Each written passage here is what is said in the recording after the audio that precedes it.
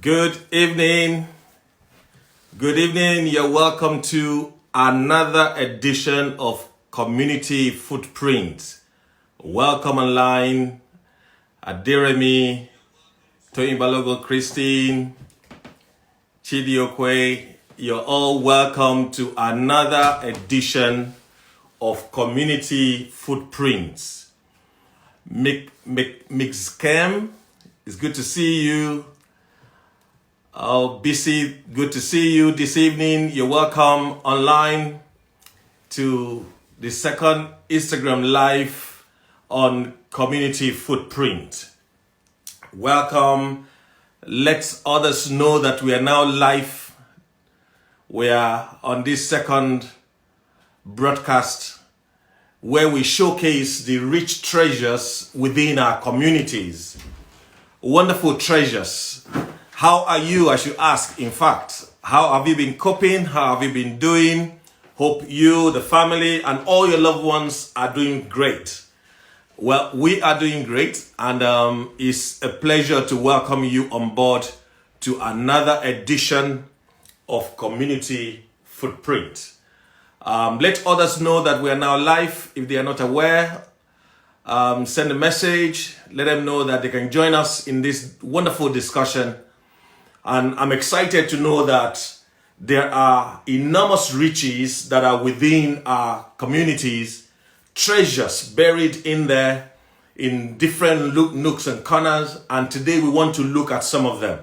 These are the treasures, these are the riches that have helped us to be sustained and to be kept all through this whole time. Yes, I can see Hetty, you're welcome on board tonight. Thanks for joining us in another edition of Community Footprint. Well, I know that you are ready to join us in this discussion. Yes, Rita, thank you. It's good to have you. Thank you so much for joining us. We're going to be rolling in a few minutes. And let me just say to us, tonight we want to focus on one important area of our communities that has helped a great deal over this past few weeks that we have been at home under lock and key, in lockdown, as some people say. And the idea of it is to look at how we have kept through. And today we are focusing our community footprint on the food bank project. The food bank project, how the food bank projects all across have ensured that food provision to the vulnerable, to those who we can consider as vulnerable people, have not run out. Food hasn't run out for them because there are people who can still sustain themselves during this COVID-19 crisis. And they can go to the shop, they can buy food, but there are some people who have had enormous challenges with food supply. And we know that there have been various avenues that have been made available for them. You know, you and I know that food is a very important part of our livelihood. Food is one of the important basic needs that we consider as rights. Part of the rights that we have right to life, right to food, to be fed, right to shelter, and of course, right to health care. We have all these things, but how many people can really and truly say that they can have all these things? You know, going hungry is one thing that nobody expects to find in a first world country, in a Western country, in a developed country like the UK. But that was the case until a few years ago. A few years ago, like in 11 years ago, before this food bank in Hillingdon, one of the food banks, get into London. And today we want to emphasize that the food bank in London started in 2009. And we are very grateful that Kingsborough Center one of the churches in London found it necessary and led to pilot that project, to be the first to start operating and fully on a full scale, so that it can share and support the people in the community. You know, it's a paradox that we never imagined would be there, that in a Western world like this, so rich, but then there's so much need for food that we have seen. And then today, we want to look at how this food bank has supported the people throughout this COVID-19 program. Now, today we are going to highlight the food bank at Hillingdon, which is called the Hillingdon Food Bank. And then we will also take a journey to the food bank that is in Bromley and Uppington, down south. And then we'll also have the benefit and the opportunity to hear from one of the leaders who, I think, when the history of food bank is written, and somehow she'll be mentioned as to the role that she has played. And I want us today to just let us join in. And I would like to welcome on board tonight Pastor Vine at the Hillingdon Food Bank in West London. So if you can please join me, send me a request, and then we can have you come on to join us. Let me see. Yes. Let's see if that works.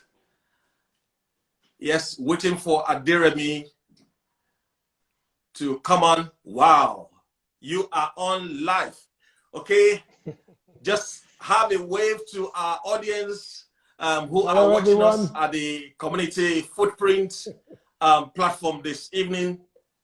I'm not sure if you can hear me. I cannot hear you yet. I can hear you. Oh, good. I can hear you. I can hear you now, but faintly. Can you boost your vocal cord a little bit so that I can hear you a little bit more? Yeah. How about now? Can you hear me now? Okay, yeah, it's better now. It's better. Yes, okay. I think that is looking great. Okay, yeah. All right. Yeah, Pastor Vine, it is an understatement to say that you have been busy over the past few weeks at the Hillingdon Food Bank. How does that sound? Yeah, you said it all. It's an understatement to say we have been busy. If there's any word to describe being more than busy, that's what we have been. We've been, if there's anything like 195% more busy.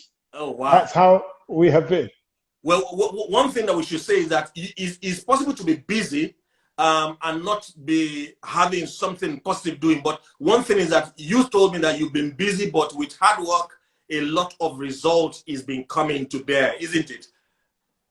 Yeah, there's been a lot of hard work because number one, the number of people that need the food, like you said before, everybody has the right to eat. Yeah. I mean, I like when you said that. That was one of my favorite rights, you know. So everyone's got a right to eat. And with COVID-19 in town, a lot of people are not sure of what's going to happen. People have lost their jobs. People are on furlough. People are finding it hard to get through to their benefits. Wow.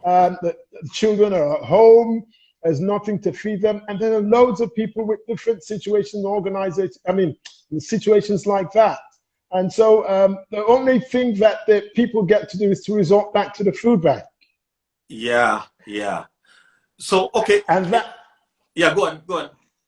And that has put a lot of pressure on us. I wouldn't say pressure, but it's what I call good pressure, because there's a lot of results coming out of that. A lot of people are, sending in messages to say, "Oh, you're lifesavers. We didn't know that something like this existed. Oh, thank you very much." I just got a text message this afternoon from someone who we sent food to yesterday, and she was thanking us so much and saying, "Lord, you're a lifesaver. You're like gods to this nation. I mean, keep up the good work," and on like that. So and there are several ones like that. There was a guy who sent in an email to say thank you. And guess how he said? I guess how he said thank you. How? He wrote thank you. He wrote thank you 1,000,000 times. 1,000,000 times. Yeah, he typed "thank you" 1,000,000 times in an email. Did you count the million times?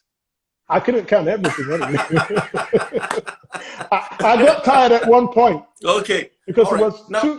Yeah. Now, Pastor Vine, Yeah. you as I know you are a pastor, and then you are this involved with the food bank project. Will you count the food bank? Will you count yourself as an essential key worker in the community for what is going on now? I would say yes, on both sides. Number one, for the church, Yeah. and also for the food bank. Now, let me come to say that the church has played a pivotal role in the food bank. Now, I would use these words in quote. Without the church, this food bank wouldn't be, because like you said at the beginning, this food bank was established by a church. And do you know that 70 to 60, I mean 60 to 70% of the food we get in is given to us by churches? Wow. And do you know that we have 9 distribution centers that helps with the distribution of the food all across the borough? Out of these 9 distribution centers, 7 of them are churches. Wow. Wonderful. Now, if we remove 7 out of 9, we only have 2 left. Now, what can 2 make? What impact can 2 make? Oh, good. Okay, all right, Pastor Vine, talking about impact. You know, how will you describe the impact of the food bank within the community that we have found yourself within Hillingdon? How will you describe the impact that the food bank has made? I mean, Hillingdon Food Bank has been on for how many years now? It's 10 years now. About 10 years. So yeah, approximately 10 years. How much impact will you describe that it has made in 10, 11 years that it's been operating? Now, the impact of the food bank is enormous. You started it by telling us the importance of food in the life of humans. Yeah. Now, with a lot of things that's happening in this nation, that's been happening over the years, the food bank has been there as some sort of, I would say, some sort of a cushion that helps people not to fall out. Okay. There's a lot of people that, you know, they lost their jobs and they don't know where they're going to get the next meal from. And someone tells them that, look, let me refer you to the food bank. And they get referred to the food bank, and we give them food for 1 week. The next week also. And before you know it, the 3rd week, they got a job. Now they come back to tell us that, look, if not for the food bank, I wouldn't be where I am today. Wow. And, you know, and there's lots of people like that. There are pregnant women that are pregnant, that some have, that have nowhere to get whatever they need to get for their children. And they just, what they do is they refer them to the food bank, and we get them the basic things they need to get them prepared for when they give birth to their babies. And they come back to tell us, some of them even come back with the baby to show us that this was the baby that you helped us with. Oh, wonderful. So that with your illustration, that means the food bank serve as a safe net from allowing people to get into poverty, isn't it? Yeah. Let me give you one good example. We deal with people that you know, have just come out of I would say lockdown. People that just come out of prison. Now, there's this guy that came to the food bank, and he just got out. And he showed me that he just got out. And that time, unfortunately for us, we ran out of milk. Yes. So when I gave him the parcels, I said, so he looked through it, and then he said, there's no milk in this parcel. Well, how am I going to take my cereal? How am I going to drink my tea and to have my coffee? I said, sorry, we ran out of milk. And you know what he told me? Yes. He said he might as well go do something bad outside and go back to jail, because in jail he gets milk. Oh, he gets free milk in jail. Yeah. So when he said that, I told him to wait. I quickly ran down to Tesco's and bought some milk with my own money. Yes. Bought 2 cartons of milk and gave them to him. Whoa. You might as you might have saved somebody committing another crime that will send them back into prison. Exactly. Oh. And there are loads of people like that that come, you know, kind of, and sometimes people come and they're reacting, you know, they're kind of violent, they're frustrated. I understand that it's because they don't have anything, and it's kind of Yes. frustrating going to a food bank when you know you're supposed to be paying for your family yourself. Yes. So I understand that when people come, so when they're violent like that, I kind of calm them down. Yes. Now, this shows what the food bank has done. It's prevented a lot of things from happening that shouldn't have happened. That would, I mean, the bad things that should have happened. Oh, good. I'm glad with some of these life-changing stories that you are sharing with us and with our audience regarding the Hillingdon Food Bank in Hillingdon, I mean in Oxbridge, covering the whole of the borough. Now, my next question to you, Vine, is about how many parcel of food do you give out to the community in a week? I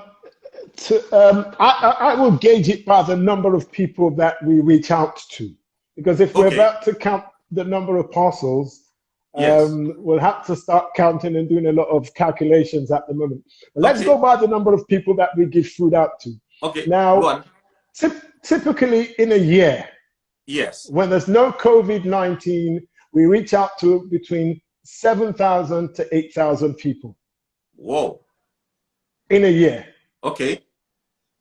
Now, this year alone, I mean, we've gone through January, February, March, April. Now, let me start with February. In February, we reached out to, because I was doing the calculations today, we reached out to 1,000 people, 1,071 people.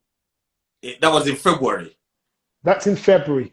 But when Okay. COVID-19 came, those figures increased to 1,689 in March. Okay. And in April, Yes. we gave food out to 2,118 people. In a month.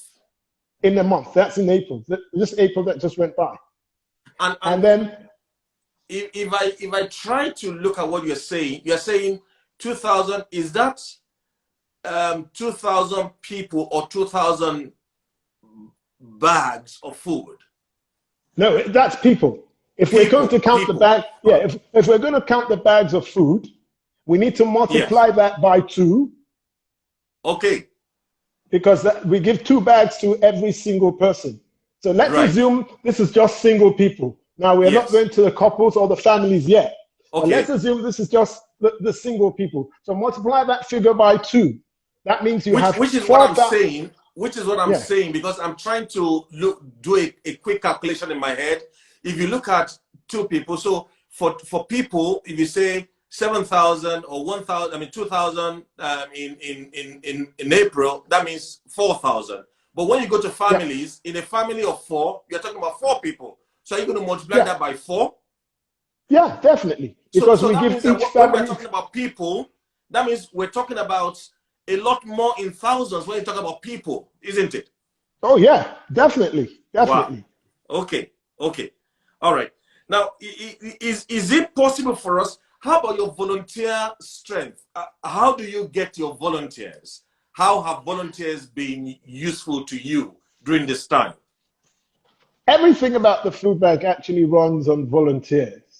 Apart from the manager, who's the only paid person on the payroll. Yes. Every other thing is done by volunteers. The driving, the packing of the food, and everything. So how do you get that? Now we put word out it's on our website. Yes. So people that visit our website see that we're in need of volunteers. And sometimes when we're desperate, we put words out on various mediums to say, can you help out at the food bank? And and people respond to it by sending an email, and then in return we call them in for an interview, talk to them, and find out what time they can go in. Oh, yeah. Good. So, yeah. I also remember you mentioned to me sometime when we were talking that you almost lost all your volunteers as a result of COVID-19 coming to town. How did you survive that? Not only did we lose most of our volunteers. Now, remember I mentioned that we've got 9 distribution centers. Yes. We lost 4 out of those distribution centers had to shut down as a result of the fact that one of them was a cafe, the other 3 were churches, and you know churches are not meeting now, so 4 of them had to shut down. In fact, it was 5 of them that had to shut down, but the other one reconsidered after about 2 weeks and opened up again. And now, volunteer-wise, all our regular volunteers at the main center, apart from 3 of them, have had to stop as a result of, you know, age, underlying sicknesses, and then some of them have their parents with them and they don't want to get the virus and then they'll pass it on to someone who's old at home and all that. So we were left with actually just 3 of them, but at one point, one of them decided not to come again, so we were left with 2. Thank God for the Kingsborough Church. There were a couple of hands they sent to come and help out with us. But there was this group in Ickenham that knew about the food bank, and they got together and said, how about we come and help out at the food bank? And I said, oh yeah, you can. And they got together, they spoke to their neighbors, people started speaking to people on their streets and saying, look, the food bank needs help, come and help out. And before you know it, we got over 30 volunteers coming from Ickenham. From one street, or is it the same community? Yeah, from one community in Ickenham. Wow. Why not do a shout out to the Ickenham community? We call them the Ickenham Food Bank. Oh, bless them. Bless them. Yeah. Now, are there any major challenges for the food bank, the Hillingdon Food Bank, at this time that is stopping you from reaching the people that you would like to reach? Yeah, there are 2 major challenges I would like to lay emphasis on. Number 1 is a place. We've had this challenge of a place of our own ever since the food bank started. Now, I didn't start with the food bank, but I heard stories anyway. But ever since I've been with the food bank, it's been a major challenge for us to get a place that we could call our own, and that we could say, yes, we're going to be here for long, so we don't need to bother about moving and all that. So it's been a major challenge to get a place where we can put a big banner up and say, this is the Hillingdon Food Bank. And then the second thing is the idea of the volunteer thing. Sometimes we don't get enough volunteers, and sometimes we get enough. Now, it varies from time to time. Sometimes some people come in, some people don't come in. So if we can get people that could be on a regular basis, it will help the food bank a lot. So you need more volunteers in that sense. We need more volunteers, so that, a lot more volunteers. Now, I know it's kind of difficult because we open most of the food bank centers, apart from 3 of them that open on the weekends. Every other food bank center, including ours, opens during the week. So, but we're putting plans in place to open on a Saturday at the main warehouse, because that's where most of the operations go out of. So if we know people that can help out on a Saturday at the main warehouse for 2 hours, but we need people that are going to be consistent at it. Is that during the COVID-19 crisis or post-COVID-19? Even now, during the COVID-19 crisis, and it's going to be post-COVID-19 too. We're not going to stop that. It's going to keep on. So what do you want them to do if there's anybody listening to you this evening who would like to say, I would like to join, I would like to support? If anybody wants to support, to be a volunteer, all you need to do is send an email to Hillingdon Food Bank at kingsborough.org.uk. The address once again is Hillingdon Food Bank at kingsborough.org.uk. Once you send the email, we'll get it. The moment we get it, we'll respond to it, and we'll make arrangements how we can meet up with you and, arrange for you to come and have a look at the place and see the things that you're going to be doing, and then we'll take it up from there. And also, if we can get, let me use this point to talk about donations. Yes, now, I was just going to go to that the food you get and the resources you get, how do you get them? Now, donations coming from generous and lovely people within the community. Like I said before, 75% or let's say 70% of the food that we get in comes from different churches. Yes. Now that the churches are not open, it's difficult for them to get food in, for us to get food from them. Okay. Because, you know, what they do is that on a Sunday, they put a box outside the church to say, we're collecting for the food bank here. Can you drop something for the food bank? And people bring food from home to Sunday services and drop it. Yes. But now the churches are closed. It's difficult for them to arrange, you know, food to come down to the food bank. So if we can get people that can individually bring some food down. Now every little helps. You can even help us by doing a food drive within your community. You can talk to people on your street. You can say, I'm a part of the Hillingdon Food Bank. Knock on people's doors and say, look, I'm doing a collection for the food bank in Hillingdon. Have you heard about it? Please, let's do some donations. If you have anything to give, just bring it to my doorstep. Yes. Someone did that in Ickenham, and she brought in a carload of food. People just kept on dropping food right in front of her door. So you could do that. So you could do that. You could do a food drive. Maybe talk to someone in a supermarket and say, look, is it possible for us to do a food drive for the food bank? I know it's a little bit difficult to talk to the supermarkets now, but as time goes on, you could do that. You could raise it even within your friends, maybe on social media. You can even raise funds for the food bank, because we deal with a lot of money, because we have to maintain our van, we have to pay for electricity, we have to maintain the building. The place we're in now, we're paying for it. Oh. Yeah, we're paying 40,000. You told me the story of a young girl who raised money for the food bank on Facebook. Yeah, there was a young girl who raised, I think it was £750 by on herself. Facebook, by herself and her friends, for the food bank. Wow. Wow. Anyway, greetings and credits to her wherever she is. One last question to you, Pastor Vine. I'm going to ask, you are a man that is right in the community everywhere. What is your ideal blueprint of what community should be like? Well, for me, I think community should be a place where everybody will be catered for. Okay. I'm a Christian, and I take most of my ideas from the Bible. Yes. There's a portion in the Bible that talks about the book of Acts, in the book of Acts of Apostles. Okay. And the Bible said in the book of Acts that these people were together, although they were Christians together, they were in a community. But the Bible said none of them lacked anything. Oh. Because everyone looked out for each other.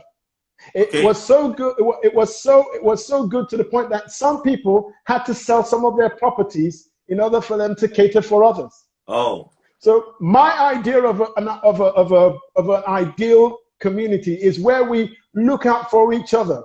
Now, not only in the area of food. Maybe you know somebody who's got a talent. Yes. Help them, create platforms for them. Or you know somebody who wants to go into business. Yes. Create the market for them. Talk to your friends about it. Maybe you have a friend, you have someone who's your next door neighbor that, does maybe beads or whatever. Yes. Introduce them to your friend. You know, making sure that we care for one another. Yes. If we do that, we notice that everything will be equal. Yeah. And then people would live together in harmony. The reason why we have trouble here and there is because someone has some things, another person doesn't have it. And that person that doesn't have is angry that he doesn't have. Oh, well, thank you very much, Pastor Vine, for your time this evening from the Thank you very much, sir. Please say our good greetings to all your volunteers and the good people ensuring that the work at the Hillingdon Food Bank continues. I'm glad to thank you for coming our way today and sharing your experiences and those wonderful stories from the Hillingdon Food Bank. And I'm sure you'll be coming again soon. Can I give a quick shout out? I want to give a shout out to the Kingsborough Church. If you can do it in like 30 seconds. I'll do it in 30 seconds. Start counting now. I want to give a shout out to the Kingsborough Church. Yes. They've been so wonderful. They've sustained the food bank ever since it's been, and every other churches that has helped us. I can't mention your names, but I want to say thank you very much for all that you've been doing for the food bank. Thank you to the Kingsborough Church, members of the church, and every other church that has helped us, and most especially all our volunteers. I know you're watching me. Some of you are watching me at home, and I know some of you are going to tell me off tomorrow that you didn't say this right. I'm waiting for that. Anyway, want to say bye to you. Thank you so much. It's good to have you come. God bless. Thank you. Bye. Thank you. Bye.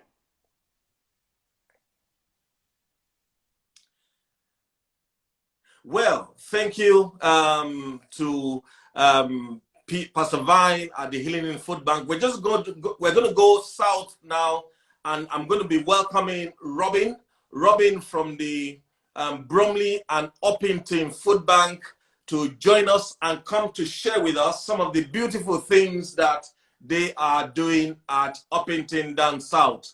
So Robin, if you can hear me, please send me a request so I can get you on to join us. Before I welcome Robin as he connects, I want to say to you that today you are watching and joining us at the Community Footprint, where we are sharing and promoting the rich treasures that are within our community life that has helped us and kept us going all through the lockdown during COVID-19 crisis.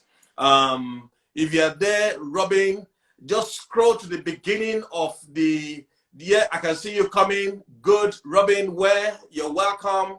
I can see you, and I'm sure you can hear me. But send me a request. Just send me a request, and I can plug you in to join in from wherever you are. While we wait for Robin to join in, I'd like to say that please, please, please, whatsoever, like Pastor Vine said, that you can do to support your food bank within your community, or there are some other food bank or food projects that are helping out in the community where you are, support them and give them some helping hands so that they can see how you can help them. Robin, I'm waiting for your request. If you can just send me a request. Yeah. I'm waiting for you to send me a request, Robin, and I can let you in. Just say there's a send request that you find. Okay. All right. I'm trying to add you on from here, if that will work. Just waiting to have you join in a few minutes. All right, let's see. Are you coming on? My screen is saying waiting for Robin 152. Well, for our audience, you are waiting to see my second guest from the Bromley and Uppington Food Bank. Just waiting for him to join in. Let's see. That is not working. Robin, if you can, let's try it again. If that will work. Let's see. Oh, at last. Good. I must have been pressing about 20 minutes. Yeah, you got there in the end. I'm going back to where I was. Fantastic. It stays good. Well, because it's Robin, a problem, not a problem. All right. Okay. Hey. I'm glad to have you on. So, in a brief 3 sentences, tell us who Robin Ware is. Who are you? I'm the chairman of Bromley Borough Food Bank, which started in Orpington and then spread across Borough of Bromley. Yes. I was in the church that started it as chair of trustees, and then it became an independent charity of its own right, and I carried on as chairman from that point onwards. I'm a retired school teacher, and it's taken up a lot of my retirement time ever since I retired. So praise the Lord. It's just good to continue doing his work in a different way. Fantastic. Okay, that's good enough introduction. Now, Robin, you have been busy with the food bank in your area. How busy have you been, and what impact has the food bank made in Bromley and in Uppington? Well, when it started, it was just based in one very small church with 80 members.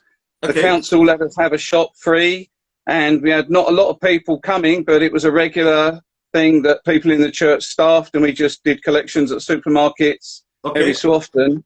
Yes. And since then, it's grown to be across several churches in the borough, 4 different outlets. There are other food banks run independently from us, which we don't actually supply, but we are in good terms with all of them. And therefore, there are about 10 or 11 across the whole borough, but we are probably the biggest at the moment because we have 4 different outlets, and we have also been able to keep going for the last 10 years with some ups and some downs, but, you know, we're going strong. Oh, that's good. That's fantastic. Now, I heard you right, said the church, you are part of the church where it started off in the beginning. What impact, what role has the church played in the development of the food bank? And when I mean church, I don't mean one single church. I mean the collective of churches. What role have they played in developing this project to what it is now? Well, when it was just the one outlet, the local churches together, which are all based in the poorest part of the borough. Bromley is quite a wealthy borough, but there are areas of it which are as poor as any other London borough. So there are these pockets of extreme poverty, and all the churches together in this particular area pledged together to provide volunteers, provide financial support, make sure the thing could keep running. And the people who were running it were from the church where I went, and they then started to make contact with other churches in central Bromley. So in the end, the United Reformed Church in central Bromley allowed us to use their premises as an outlet, which meant that we could reach a much bigger area because people could easily catch a bus into central Bromley and get to the food bank if they needed to. And we carried on in Orpington. And then after that, an Anglican church near Crystal Palace in Annerley, which again is a very poor patch. Crystal Palace as a whole is quite well off, but there is just this little patch which is extremely poor. And another church in the middle of Orpington came to let their premises be used so that we could have an extra day open. So there are 4 different churches across the borough that have been actively involved in letting their premises be used for nothing. They give it to us entirely free, but also all the other churches together, particularly in Orpington, but also in central Bromley, have been massively supportive. And loads of volunteers come from all different denominations, Roman Catholics, Baptists, Church of England, URC, Methodists, the whole works, Pentecostal, our own independent charismatic fellowship, lots of those are massively, you name it, the denomination has got itself involved in Bromley Borough Food Bank to support the work. Fantastic. Now, when we're talking about busy time now, how much parcel of food do you give out? Or in numbers of people, how many people do you think you're able to reach through your 4 outlets in a week, thereabout? Well, we were about 3 years ago averaging 4,000 people, and then suddenly in 2018, the year ending 2018, it shot up to 5,000. And then last year it shot up to 5,000 people. And the figures for March, end of March 2020, it's gone up to 6,000 and over. So there has been a clear and very marked increase in the last 2-3 years before COVID-19 came along. So we have found ourselves, at one point we were on the verge of going under financially, but one miracle after another occurred. We had churches. I was going to say, share a story with us about the impact of, or what has helped the food bank. Yeah. So we were able to continue in order to give to all these people that were suddenly coming to us in increasing numbers. So I've just written down a couple of figures dating back to compare March 2019 with March this year, which is when COVID struck. So in March 2019, we were feeding, in that 1 month, 452 people. And during that year, we fed 5,000 people across the borough. So that 452 people was multiplied more than 12-fold. Wow. 293 adults and 159 children in that figure. So it doesn't seem a lot for 1 month in one way. You think that's not a lot of people. But when you think about the size of an amateur football club stadium or a cricket ground, you suddenly realise that you could fill the stadium with the people who helped. Or if it was Crystal Palace Athletics track, same thing. 2020, the numbers had more than doubled. Good. This year, in March, we fed 1,095. Not as many as Hillingdon, but getting close.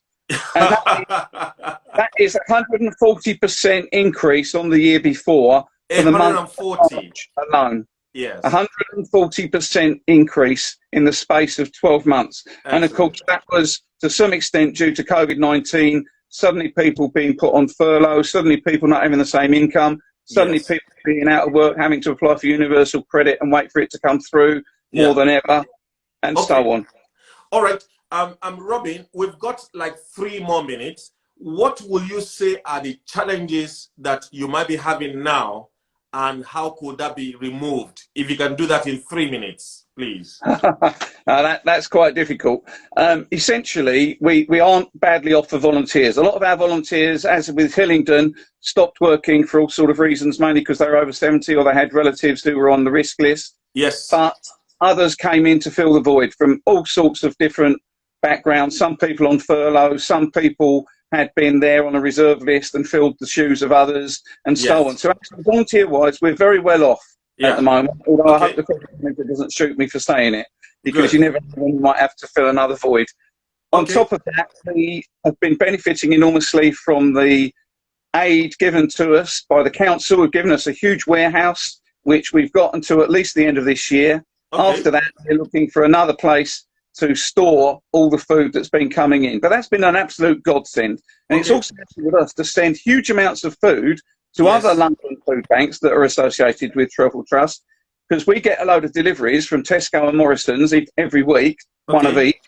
And then it means we can give stuff to other London Borough food banks because we're able to store it because we've got huge space from the council. So at the moment, we don't actually have a massive need for space, but we will do in February or January next year. And at that point, of course, anyone who can tell us of anywhere that's available, then we would gladly come and look at it. But it needs to be pretty big, you know, around 3,000 or 4,000 square feet in order for us to carry on operating the way we are. And we obviously need to pay for that. But we will be hoping and praying that you get another place where you can use once your list run out here. But that is the time we can spend today. But it's good to have listened to you share with us the good work that you are doing in Bromley and in Uppington Food Bank. Thank you so very much. Thank you very much. And greetings to all your volunteers right over there. Yeah, sorry about the delay at the beginning, and I just have to say what a fantastic bunch of volunteers we've got, and the superb inter-churchity has not only manifested itself through Food Bank, but out of it has come a lot of evangelistic activity as well. But the food, there are other churches now operating as well and giving away food to people in need who can just come and get it. Whereas Food Bank, we deal with the ones who are in desperate need and haven't got a penny left. And I could have given you case history after case history of people who've been in terrible circumstances and have been able to carry on because of the food that they've been given. And the guys, we give a signposting, enabling people to sort out additional problems so that they're not just falling into financial difficulty all the time. So we refer people to various social agencies as well. That is good to know. That is good to know, Robin. Thank you very, very much for your, my pleasure. Your contribution today. And we wish you all the best, and we'll continue to hope that you can do much more than you're doing now. God bless. Sure. Bless you. Thank you. God bless. Bye-bye. Yeah. Okay. With our viewers and those who are joining us, our audience, we're going to be welcoming a lady who I think, if the history of Food Bank is written in the City of London, definitely she will be mentioned. I will just let her on so that she can introduce herself. If you are there, Christine, can you please send me a request so that you can join in and be with us live on this broadcast. So Christine, if you can join in from wherever you are, we're waiting to welcome you onto Community Footprint Live. Excellent. All right. Okay, let's look out for her. She's going to be showing up in a few minutes, in a few seconds, I believe. Okay, connecting. My screen is saying, welcome. Yeah. Good. Thank you. Oh, great. The lady in green. You're welcome. Thank you. Okay, all right. I didn't bother introducing you. So if you can please just give us your best introduction that people can know who you are, please go for it. Christine. Well, my name is Christine Bamigbola, and I work with the Trussell Trust. Have done for about 7 years now. Oh, dear. Quite interestingly, I did have the privilege of working with the, well, actually, the very beginnings of Hillingdon Food Bank. Yes. 11 years ago, actually, 11 years. Yeah, I mean, and then moved on. I have moved on to look after the whole of London with 40 different food banks. I do recognize Robin, actually. Moved on to look after the whole of Southeast England, about 32 food banks as well. Okay. And now looking after the Thames Valley area, that's Berkshire, Buckinghamshire, well, Hertfordshire, Oxfordshire, Bedfordshire. Oh, I think I've forgotten the rest of the shires, actually. And I mean, the area I look after has a good 50 food bank centers in them. Yes. At the moment. And I mean, it's been an incredible journey from starting off, you know, obviously from humble beginnings, and then having well, a good chunk of the country seeing, you know, and looking after the food banks. Excellent. Now, Christine, I can ask you this question because I know you should know. If the history of food bank in London were to be written, because I know your trappings from the very onset when we started, what has been the change between food bank then and food bank now? What will you say the gap or the difference is being? Well, then, you know, in 2009, yes, interestingly, there was some kind of recession as well. Yeah. And some kind of panic in the economy. Yes. Which it was like the perfect storm, essentially, for churches to sort of come out and engage with the community in a new way. Yeah. We compare it to now, and here there's another crisis going on again, a pandemic. Yes. And I think churches, between then and now, churches have engaged with their community, just increasingly, gradually. And this particular crisis, a pandemic, has just been so different. And it has actually made churches come out even more. Oh. So I think in that time, I've seen the church be I would say they are the live sensor to what is going on in every community. Yeah. And they are like an anchor, really. Okay. So every other charity in the community end up linking back to the food bank. So essentially, the food bank has a very good picture of what's going on in every community, probably more than councils do, in fact, I would say. Oh, okay. All right. That's good to know. Now, I want to ask you this question. You mentioned the church. Now, in a very clear way, because this community footprint was designed as a platform to showcase the riches and the treasures within the community and how they have benefited, and we're centralizing it on the impact of the church. What will you think the impact of the church has been, not necessarily in food bank alone, but for community life to be strong, to be healthy, and to become something that is of a well-being? Absolutely, and I was beginning to touch on it. Yes. The impact of the church, you know, using the food bank vehicle. I believe it has been a vehicle. Yes. Is that it has reached a cross section of people. So this is not just about, you know, people coming in through the doors of the church. It's like the church going out into the community, if you like. Okay. And the impact has been cross section, like I said. So we have what we tend to have, a typical food bank, such as Hillingdon Food Bank, would have a partner, you know, the council as a partner, their social services, their youth services, family support, and then you would have maybe Mind, the mental health group. You might have the prison service, like, you know, Pastor Vine was saying.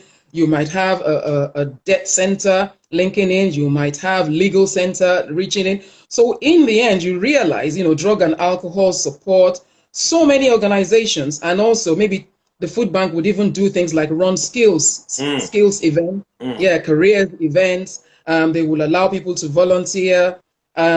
both the young and the old, Yes. and even workers, people using their day of leave that their employer has given them. Yes. And in the end, you realize that in fact the food bank, it reaches literally every corner of the community. Okay. So for us, the Trussell Trust organization, when we took a check sometime last year, we could see that we had 9,000 churches. 9,000. 9,000 churches. Wow. Yes, engaged. And that's just the Trussell Trust network.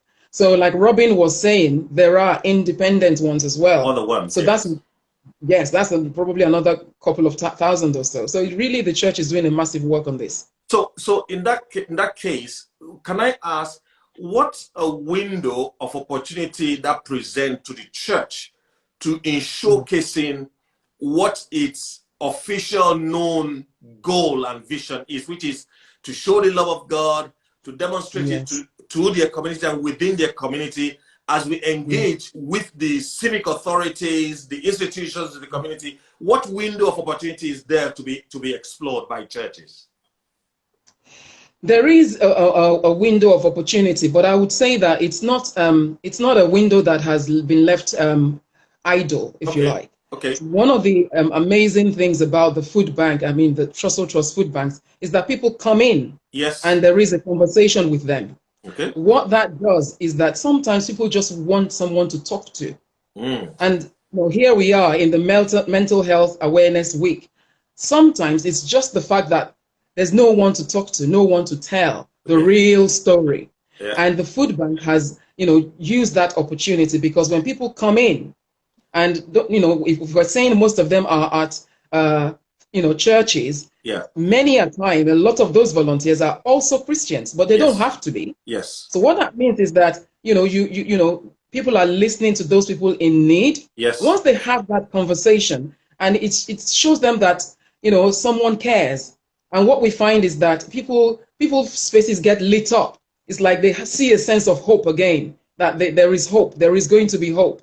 And we find the testimonies that come in, people sometimes, they have such a conversation, they're not timed in these conversations, but they feel unburdened. Yeah. They feel relieved. And then, like Robin was saying, they get signposted to further help again. Because the food bank will say, well, how else? I wonder how else we can help this person. Yeah. What else can we do? Can we send them here? Can we do that? Okay, do we run another thing? So the churches tend to run extra services. They may have a ladies group, they may have a creche, they may have debt advice, they may have cookery classes to relieve isolation. We have found a lot of food banks will run carpentry services, bicycle repair services, just to relieve isolation, knitting clubs, so many things. And in the end, like I said, the food bank have somehow evolved into being a community hub, whether or not they realized it, and they have a pulse on what is going on in every community, and that is amazing, because churches are a huge part of that. And what you're saying is that food bank, rather than become an ongoing food distribution avenue, it can actually evolve into something much different that can contribute more than food to the community in so many ways. I think that is fantastic. Absolutely. Where we are now, post COVID-19, a lot of, I have to give credit to all the food banks. Robin, Pastor Vine, but so if I just give you an idea, we have, if we count Hillingdon Food Bank as one, even though they have 9 centers, we would, we might count them as one. Yes. There's another 425 or so others in the country, and that's just the Trussell Trust ones. In terms of food bank centers, 1,250 centers, and all the frontline project managers are amazing. They've all been there all through this crisis, all of them. And again, the community has risen up. As the older ones have had to go and furlough, or have had to go and shield, so also those who are furloughing have come to volunteer. And so that really shows you that really in the heart of people want to be part of community. People sometimes are waiting for the opportunity. And So everyone has played an amazing role in this. And I mean, before COVID-19 anyway, there were 28,000 people volunteering at food banks in the country. 28. And that's just 28,000, Okay. yes. And as people have had to go and shield, yes, another set of people have come up again. So it's amazing that we have communities who really, people want to help each other. And so it's been amazing to see that. Good. Yep. Can I ask you, Christine, you might know, and I'm not sure whether you actually know, how much food are we talking about that the food bank is being able to share all across, at least in your area that you are looking after? Can we quantify it in terms of maybe in tons, or is any, or in monetary wise, anything? Yes, I mean, we can quantify it. One of the things we've been so careful to do, because you know, because when we release numbers twice a year, we know that, you know, it's used and it's used and it's used. So we've been so careful not to mislead the public. Yes. But we do know that simply just in the two weeks, the last 2 weeks in the month of March, yes, we know that on average already there was an 81% increase. Absolutely. 81%. Yes. Compared to a similar period the previous year. Yes. So straight away we know that looks very, very odd. Of course. We know. Of course. And then we also know that children, for some strange reason, 122% increase. Yeah. You know, as far as children go, and it looks like, unfortunately, the trend is not coming down. We are just looking at April's data now. Yeah. Just making sure that it's all put in and just trying to estimate what has really gone on. But again, the community has, like Pastor Vine was saying, the community has risen up and donated food. Yeah. Churches, but supermarkets as well have been amazing. Yes. You know, to sort of make sure that the food banks don't run out of food. The whole period where there was empty shelves, yeah, people still gave to food banks, and that was amazing. That people were not just thinking of themselves; they were also thinking of somebody else. It's like a loaf of bread for me and a loaf of bread for somebody in need. So that was amazing. Oh, that's good. Yeah. Well, Christine, we don't have too much time. We have another 1 minute. In your closing remark, what can you tell us that we need to look out for in what is your blueprint for a good, strong, safe, and well community life together? It's basically looking out for each other. Okay. When you have extra time, extra money, yes, extra food, yeah, or should I say try to give, you know, because if you wait for when you have extra, that may never really happen. So be conscious of people around you. Yeah. Look out for someone in need. If you think they are really going over the verge, yes, refer them and say, have you contacted your local food bank? They can probably help you. Wow. And for the future, we are looking forward to, you know, perhaps people being more understanding of this class of people, because they are everyday people. Okay. When crisis happens, and thank goodness the government has put out all sorts of support. But sometimes people still fall through the cracks and need help. Yes. And so for the future, we would say, let your mind be open. Don't judge the people who are helped by food banks. And also, we hope that when there's time to vote for new policy, please support new policy that will empower everybody for the future. So we really look forward to a future where everyone can stand on their own 2 feet and buy their own food, you know, with dignity. We hope the future is about self-dignity. Yes. Excellent. Thank you so very much, Christine. I know you are a deaconess in the church, and I appreciate that. Thank you for the good work that you do, and I thank you for coming our way today on Community Footprint. Thank you. Thank you. It's been an honor to be with you. Thank you. Thank you. Bye-bye. Yeah. Well, thank you for our viewers and audience. I would like to appreciate you for standing with us and being with us today on Community Footprint. I'd like to make mention to you that next week we have a special guest, and I'm going to be asking you to look out for one of the most instrumental gentlemen who has impacted so many lives in this country. His name is Matt Bird. He's the CEO of Cinnamon Network International. Is a body that has impacted so many communities. When we talk about community, you need to mention his name.